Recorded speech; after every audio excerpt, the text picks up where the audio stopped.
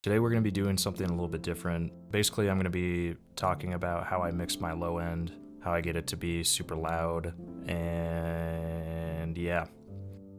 First thing to consider is just have a good mix. Like, having a good mix obviously makes it better for the low end, just for all the frequencies and the beat or whatever.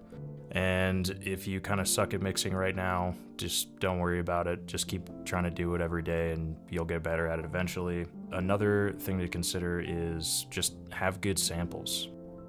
Get some new samples, get some samples that sound super hard, get some that are loud, and go from there. So just go on r/drum kits, find some new stuff. There's all sorts of good shit on there. Make sure you cut off all the lows from the melodies that you've made in your beat. If you look at mine right now, I don't have any EQ on the actual melody channels right here, but what I have done is I sent them all to this bus, and that way I could just like edit them all together. So I just don't have to like fuck around with drawing in the same EQ on each thing, because I pretty much put it up to here every time. So usually I like to go up to here to like 280. This gives like the 808 a lot of room, like in this region or whatever. I don't know, like 50 to 200 is where I like to have my 808. So you're basically just like making room for your 808, like out of your melodies.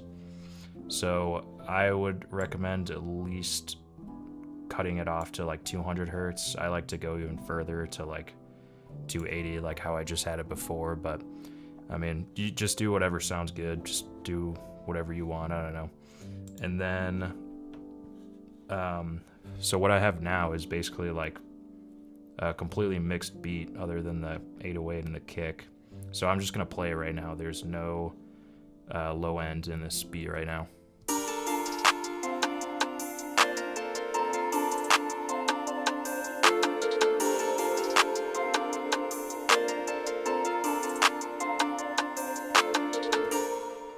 All right, so there's that.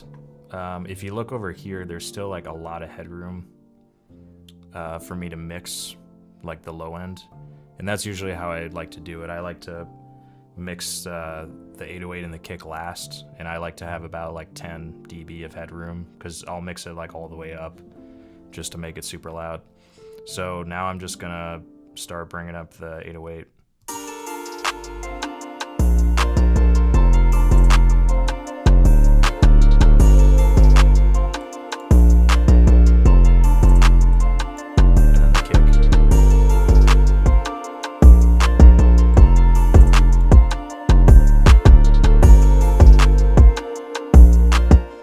So that doesn't sound too bad, just how it is right now. You could, honestly, you could just leave it like that. That sounds pretty decent. But what I like to do is make some EQ for the 808. You don't have to do this. I don't know. This is just what I like doing. But I actually like to cut off quite a bit of low end. In this way, because this stuff, like, it's so loud. And like it takes up a lot of like headroom, and I like to just cut it out because you can still hear like the deepness and like the low end even with like right around here, but this way you can just straight up make it louder. Some people like to pull up this band in like the 200 region to like make it super obnoxious. I don't really like to do that, but you can if you want. Just experiment. It's up, just do whatever. And then I also kind of do the same for the kick. Like, I'll cut it off around 50, something like that. So let's see how that sounds.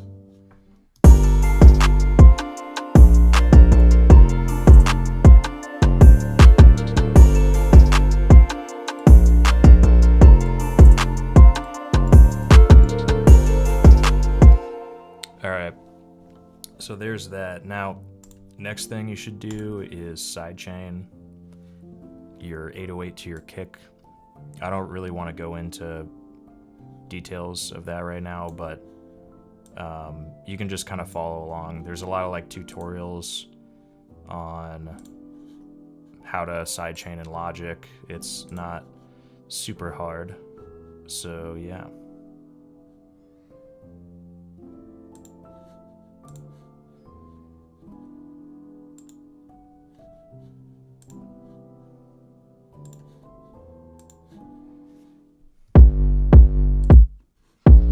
Alright, sweet. So now I have a sidechain going on. I just like to do a little bit. If you're not familiar with what a sidechain is, it basically makes it so every time the kick hits, it compresses the 808 a little bit, and you can see it right here. This way it just makes everything a little bit louder, a little bit clearer, and it makes it so the kick doesn't clash with the 808, so definitely do that. So I love using exciters and everything as well. Like I have it on my melodies, and it's just this vintage exciter from Waves. I use it on pretty much everything. It sounds good. And I also like to do it on my 808. And there's this one preset that I like to use. It's called Harmonic Guitar. It brings up like the mids in the 808 like a lot and just makes it sound super warm. So I'm actually gonna pull it back because it does make it quite louder, but let's hear it with it.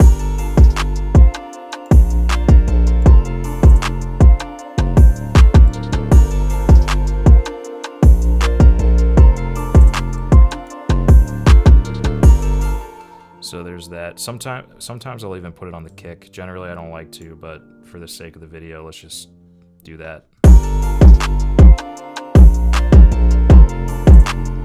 So yeah, it's making it clip pretty hard.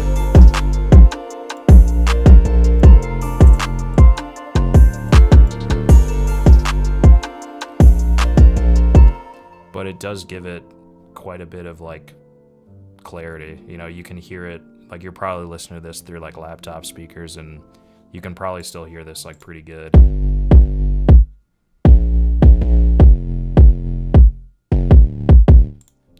And yeah, that's pretty much what you're going for. Keep in mind, you probably shouldn't do this for every kind of beat unless, you know, you're making the same kind of like Juice WRLD, Uzi beats kind of every day. But I mean, there's like a lot of beats that, you know, you don't want that obnoxious kick and 808. You want like a super low, like spins 808, or like just something deep that you can really only hear through a sub. So it just kind of depends on what you're going for and what's going on. But yep, thanks for watching. Yeah, now I'm just gonna like finish this up and play it out for the rest of the video. So cool. Goodbye.